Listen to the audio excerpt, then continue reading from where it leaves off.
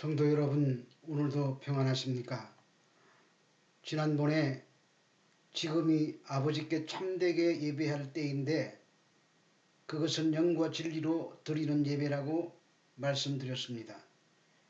영과 진리의 예배는 성령의 인도를 따라 예수 그리스도를 예배하는 것인데 그것은 예배당 건물 안에서 행하는 것으로 끝나는 것이 아니라 우리들의 삶을 통해서 그리스도를 따라가는 삶이 나오는 것이라고 했습니다. 그것이 자기 부인과 십자가의 삶입니다. 그러므로 예배는 특정한 시간에 특정한 장소에서 절차를 따라 드리는 것만 예배가 아니라 우리들의 삶 전체가 예수님을 따르는 삶이 될 때 진정한 예배가 되는 것입니다. 그러나 그것은 어렵습니다. 자기 부인도 어렵고 주님 가신 그 길을 따라 자기 십자가를 지는 것도 어렵습니다. 그러나 그것이 우리가 져야 할 우리의 십자가입니다. 그런 예배가 삶에서 나타나는 것이 영과 진리의 예배입니다. 이렇게 지난번에는 영과 진리의 예배라는 내용으로 은혜를 나누었습니다. 오늘은 4장 25절에서 42절의 말씀을 중심으로 이는 그리스도가 아니냐라는 제목으로 함께 은혜를 나누도록 하겠습니다. 주님께서는 유대인들이 원수 취급을 했던 사마리아 땅에 살고 있는 당신의 백성을 만나기 위해 먼 길을 달려오셨습니다.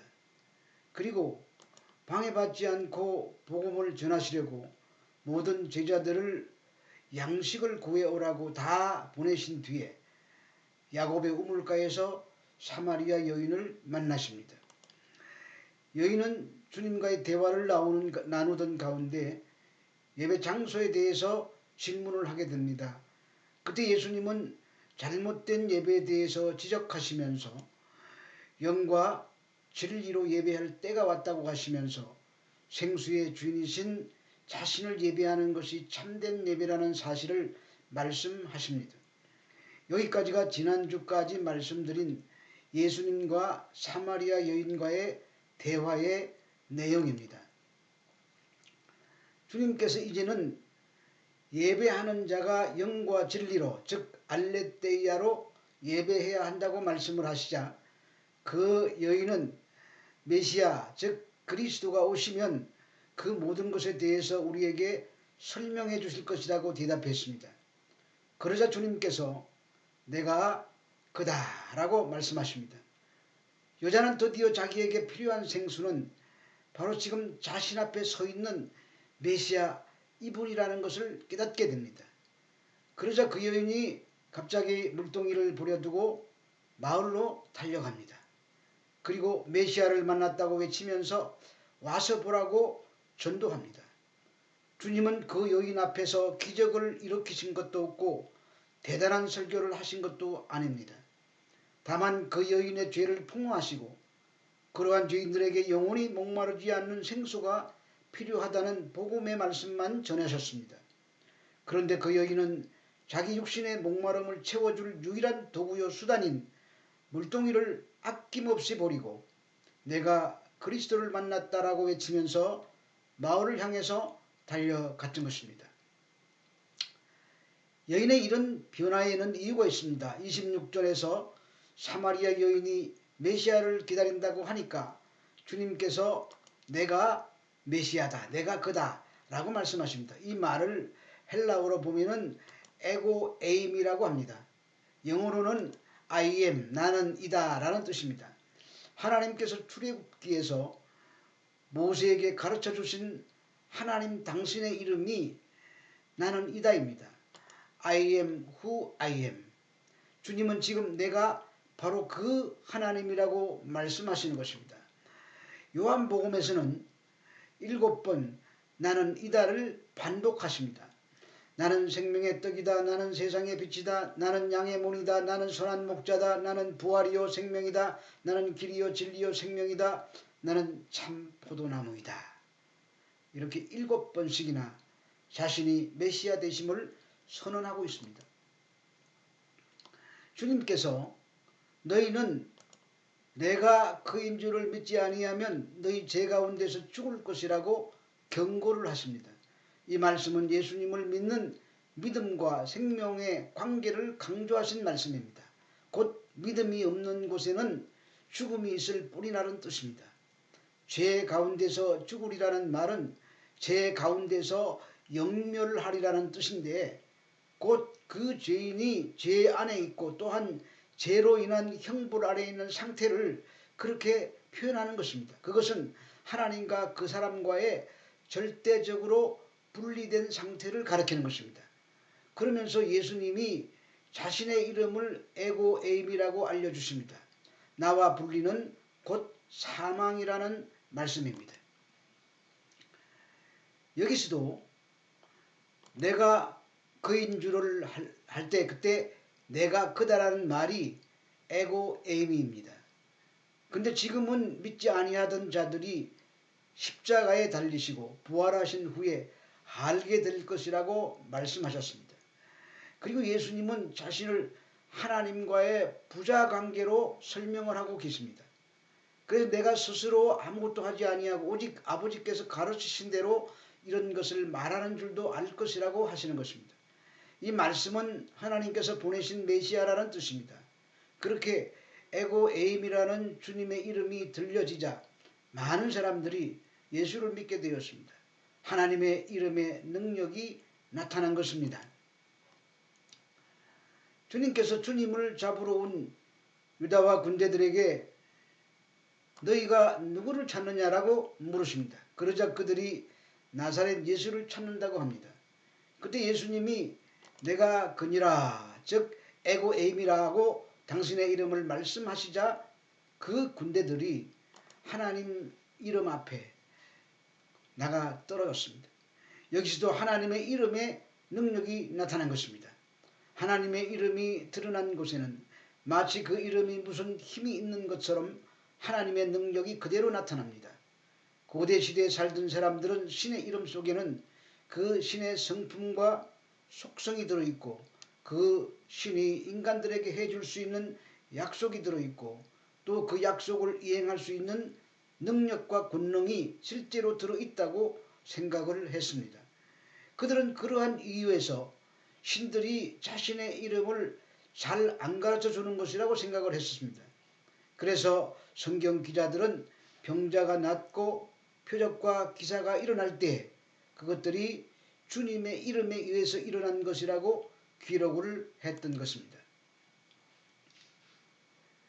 베드로와 요한이 기도하려고 성전으로 가다가 성전 미문에 안전뱅이가 구걸하자 은과 금은 내게 없거니와 내게 있는 것으로 내게 주노니 곧 나사렛 예수의 이름으로 일어나 걸으라고 말합니다. 그러자 안전뱅이가 벌떡 일어나 걷기도 하고 뛰기도 했습니다. 이렇게 고대 히브리 사람들의 사고 속에는 신의 이름이 바로 그 신의 성품이며 속성이며 그 신의 약속이며 약속을 이루시는 능력이라는 인식을 가지고 있었습니다. 따라서 출애굽기 3장에서 모세가 하나님께 내가 하나님의 이름을 무엇이라고 말해야 합니까? 라고 하나님의 이름을 물어본 것은 단순히 그가 하나님의 이름이 궁금해서가 아니라 이제 당신이 나와 내 민족에게 약속을 해 주시고 능력을 발휘해서 그 약속을 이루어 달라는 부탁의 말씀을 그렇게 했던 것입니다. 하나님께서는 성경의 최초의 수신자였던 이스라엘과 초대교회 교인들의 그러한 사고의 틀과 인식을 바탕으로 하나님의 이름이 선포되어지는 곳에 실제로 하나님의 능력이 보여주는 사건을 일으켜 주신 것입니다. 따라서 요한복음의 최초 수신자였던 초대교회 성도들은 예수님의 이름이 에고 에이미로 선포된 이후에 그 여인이 변화가 되어 물동이까지 버려두고 주님을 전하는 전도자가 된 것을 전혀 어색하지 않게 받아들일 수 있었던 것입니다. 예수께서 내가 그다라고 말씀하시자 여인이 즉시 예수를 그리스도로 받아들입니다. 그리고 주님의 이름이 선포된 곳에서는 반드시 주님의 능력과 약속의 실행이 나타날 것이라고 믿었고 실제로 그러한 일들이 일어났습니다. 그래서 즉시로 변화된 여인이 마을로 달려가 마을 사람을 향해서 와서 보라고 전도합니다. 마을 사람들은 그 여인이 변화된 것은 예수 그리스도의 이름의 능력이라고 생각했을 것입니다. 그 여인이 지금 거짓말하고 있다고 생각하지 않았습니다. 이름의 능력이 그렇게 했을 것이라고 생각했던 것입니다.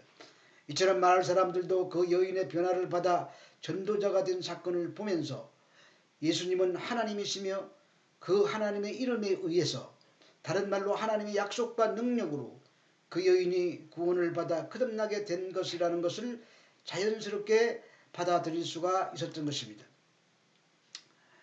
그동안 자신이 이 세상의 중심이 되어서 살아야 한다는 강박관념에 의해서 자신의 과거를 수치스럽게 생각하고 현재의 자신의 모습이 부끄러워 남의 눈을 피해서 대낮에 물을 길러 나와야 했던 그 여인에게 성령이 임하고 믿음이 생기자 부끄러움과 수치심이 사라져 버렸습니다. 자신의 부끄러움은 다 메시아가 지고 가셨다는 확고한 복음의 말씀이 그 심령 속에 심겨졌기 때문입니다. 그렇게 하나님의 자리에 앉아 있다가 하나님께 순종하는 피조물의 자리로 내려온 구원을 얻은 성도들은 자신의 처지로 인해서 이 여인과 같이 부끄러워하지 않게 되는 것입니다. 그리고 자신의 부끄러움을 가리기 위해 스스로 목마름을 해결하기 위해 쌓아두었던 세상의 가치들을 초계처럼 여길 수 있게 되는 것입니다. 엘리사가 하나님의 부르심을 받았을 때 소와 쟁기를 버려두고 따랐습니다. 주님의 제자들도 주님의 부르심을 받았을 때 배와 그물을 버렸습니다. 세리도 직상을 버려두고 부모까지 버렸습니다. 이처럼 주님을 만난 사람들은 세상 것에 미련을 두지 않고 버린다는 말이지 실제로 부모를 버렸다는 뜻은 아닙니다. 이 세상에서 천국은 눈에 보이지 않습니다. 그러나 존재합니다. 하나님의 백성은 세상을 살다가 그 천국을 발견합니다. 그래서 그 천국을 소망하는 사람들은 자기의 모든 소유를 다 잃는다고 해도 천국에 대한 소망은 절대로 놓치지 않습니다. 그 말이 자기의 소유를 다 팔아 그 밭을 샀다는 표현입니다. 믿음으로 인생의 밭에 올인했다는 말입니다. 그런데 하나님은 때때로 우리를 시험해 보기도 하십니다. 그래서 때로는 건강도, 때로는 재산도, 때로는 가정의 행복까지도 거두어가 버리시는 그런 사건들이 성도들의 삶에도 나타나는 것입니다. 성도는 그때에도 흔들리지 않는 굳건한 믿음을 보이므로 하나님이 자신이 하나님의 자녀임을 하나님과 세상 앞에 입증해내는 자들인 것입니다. 하나님보다 더 귀한 것은 이 세상에 없습니다. 부귀도 영화도 권세도 재물도 다 배설물에 해당하는 것들입니다. 그것을 깨닫는 자는 오직 하나님만 소망하며 살게 되는 것입니다.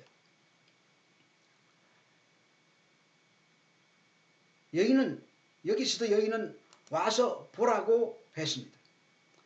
그렇게 사마리아 여인의 전도를 받은 마을 사람들이 주님께로 몰려오고 있었습니다. 그 와중에 주님의 제자들이 양식을 구해서 주님께 다시 돌아왔습니다. 제자들이 주님께 음식을 드리면서 선생님 잡수십시오, 시장하시지요 하고 권했습니다. 그때 주님께서는 내게는 너희가 알지 못하는 먹을 양식이 있다고 사마리아 여인에게 했던 비슷한 말을 하십니다. 나의 양식은 보내신 이의 뜻을 행하며 온전히 이루는 것이라고 말씀하십니다. 제자들이 육신의 굶주림을 해결해 줄 음식을 갖다 드리니 주님은 그러한 세상의 음식이 아닌 다른 음식에 대해서 말씀을 하십니다. 마치 이 땅의 생수를 찾던 여인에게 영원한 생수를 말씀하시듯이 이 땅의 음식으로 배를 채우고자 하는 제자들에게 이 땅의 양식이 아닌 하늘의 양식에 대해서 말씀하시는 것입니다. 주님은 당신의 양식은 당신을 보내신 하나님의 뜻을 행하는 것이며 그분의 일을 온전히 이루는 것이라고 하셨습니다. 그것이 그리스도인의 양식임을 말씀해 주십니다. 그러면서 우리가 주님께서 행하실 하나님을 따라야 하는 것입니다. 우리 주님의 양식은 하나님의 백성들을 살려내는 일을 완수하는 것입니다. 그 일은 십자가에서 온전히 이루어졌습니다. 그것이 하나님의 뜻입니다.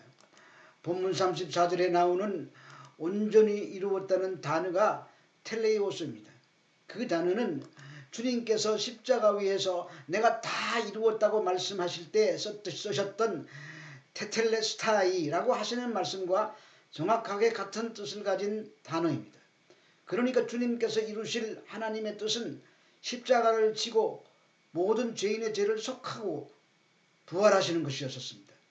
그런데 그 십자가를 양식이라고 말하면 이해가 잘 되지 않습니다. 그런데 그것은 주님은 하나님 아버지를 누구보다도 잘 알고 계신 성자 하나님이시기 때문에 주님은 그 성부 하나님이 누구신지를 정확하고 알고 계셨고 그분이 시키는 모든 것은 옳으며 그분이 하시는 모든 일은 선한 것이라는 것도 알고 계셨습니다. 그래서 그분이 시키는 일을 하는 것은 선하고 옳은 일을 하는 것이라는 확신을 가지고 있었고 비록 그분의 명령이 십자가였다고 할지라도 우리 주님께서는 그에게 힘이 되고 양식이 되었던 것입니다. 그래서 성부 하나님께서 시키시는 일을 하는 그것이 그분에게는 또 다른 양식이 되는 것입니다.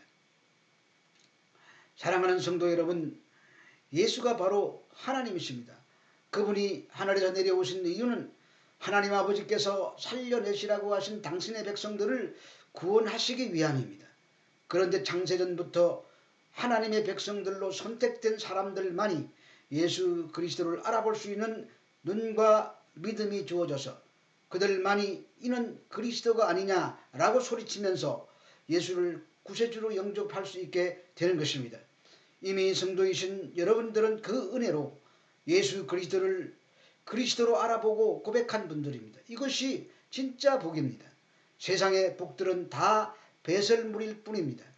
그렇다고 세상 것들을 가지지 말라는 말은 아닙니다. 그것을 가지려고 애쓰고 발버둥 치지 말라는 말입니다. 가지고 있는 것을 족한 줄로 알라는 말입니다. 그래서 우리는 그것 때문에 범사에 감사할 수 있게 되는 것입니다. 코로나19의 세상 속에서도 현재의 상태를 감사하시기 바랍니다. 다음 시간에도 4장 25절에서 38절의 말씀을 중심으로 참으로 세상의 구주시라는 제목으로 함께 은혜를 나누도록 하겠습니다. 감사합니다.